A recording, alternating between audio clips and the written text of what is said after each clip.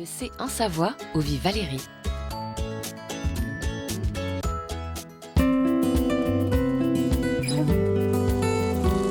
Perché à 1000 mètres d'altitude, C et ses hameaux sont au cœur des stations de ski.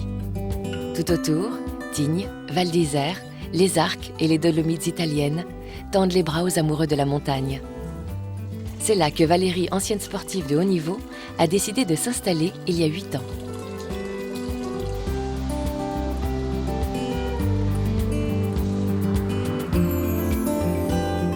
Alors ici, nous sommes à la ferme d'Angèle, maison d'hôte.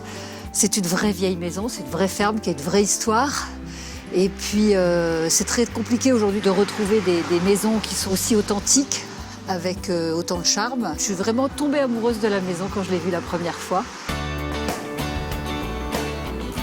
Sur l'extérieur de la maison, on n'a pratiquement rien touché parce que l'ancien propriétaire avait déjà fait tout le travail. On a aménagé un peu les extérieurs, on a rajouté la pergola qui est très sympa l'été parce que l'été on peut manger dehors, on fait des soirées aux bougies qui s'éternisent un peu et qui sont vraiment très très chouettes. L'hiver venu, c'est au coin du feu que Valérie convie ses hôtes. Elle qui ne voulait au départ qu'un pied-à-terre dans les Alpes. Pour la petite histoire, une semaine avant de visiter la maison pour la première fois, mon papa m'avait donné tout le trousseau de sa maman et tout était brodé Angèle.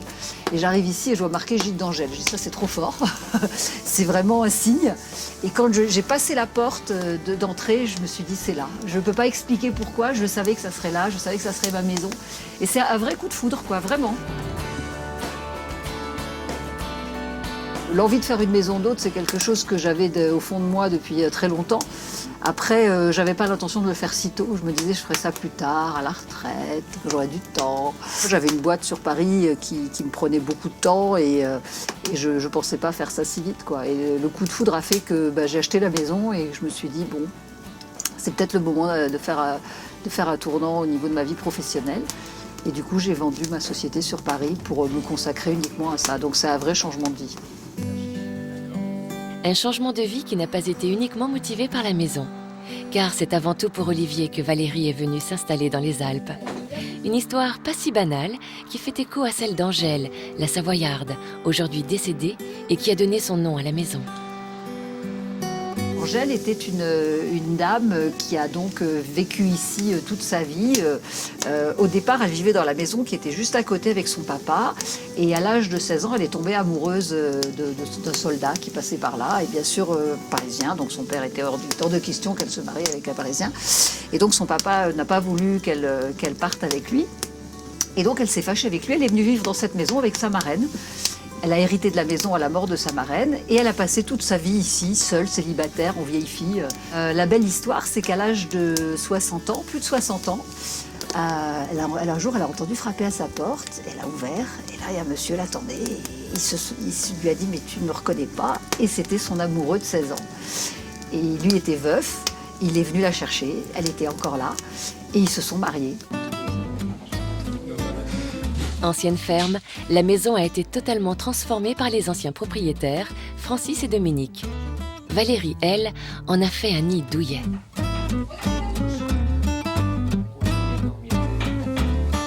On n'a aucun mérite sur le gros œuf parce que franchement, la maison a été très très bien refaite. Francis était un compagnon, tailleur de pierre. Et toutes ces colonnes en pierre, bien évidemment, c'est lui qui les a rajoutées pour y cacher l'électricité, etc. Le sol aussi, tout en lauze. Et vraiment, nous, on s'est attachés à tout ce qui est déco, aménagement intérieur. Mais c'est vrai que faire de la déco sur une base comme celle-là, c'était un vrai bonheur, quoi. Des pierres, du bois et des tissus pure laine qui rendent l'ambiance très cosy. Pour habiller la maison, Valérie s'est tournée vers une entreprise bien connue des montagnards.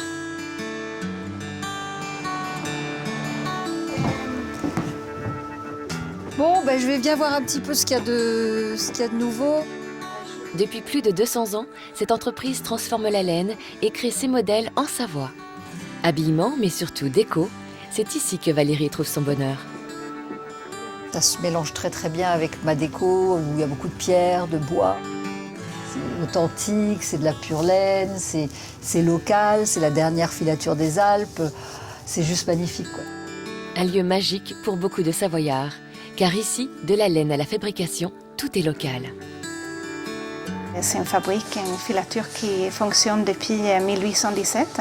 On rentre la laine brute, on la lave et puis on fait le cardage, on fait le filage et puis on fait le tissage. Et on travaille toujours avec les mêmes machines. C'est ça qui fait justement ce lieu intéressant et puis magique. Des machines classées au patrimoine national et que la filature fait découvrir aux visiteurs de passage. À la ferme d'Angèle, c'est l'heure pour Valérie de préparer le repas. Passionnée de cuisine, elle se forme chez Paul Bocuse avant d'ouvrir sa table d'hôte. Olivier, lui, assure l'intendance et apporte un petit plus bien à lui. Je m'occupe de la clientèle, surtout en hiver, concernant l'activité du ski, parce que je suis moniteur de ski, donc ça me permet de proposer mes services aux clients du gîte, avec la possibilité également d'être conduit directement sur les pistes. Les gens arrivent à la ferme d'Angèle, posent leur véhicule, ils n'ont plus à toucher leur véhicule jusqu'à ce qu'ils aient terminé leurs vacances. Une escapade sportive très appréciée. Et pour les autres, à l'étage, de quoi se détendre et rêver. Voilà, donc là, ici, nous sommes au premier étage de la maison. Voilà, donc ça, c'est le lit de personnes avec un accès extérieur balcon et puis les petits lits superposés pour les enfants éventuellement.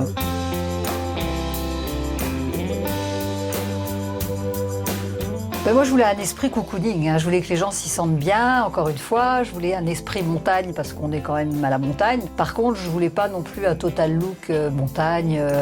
Avec les petits cœurs partout, voilà, je l'ai fait un petit peu au début et j'avoue que je commence à en avoir un petit peu marre. Donc progressivement, je dérive sur des choses un petit peu plus modernes, mais tout en restant quand même esprit montagne. Au même étage, un petit salon. Un sauna et ses douches, un coin détente, et à l'étage supérieur, un coin lecture et jeux commun aux chambres.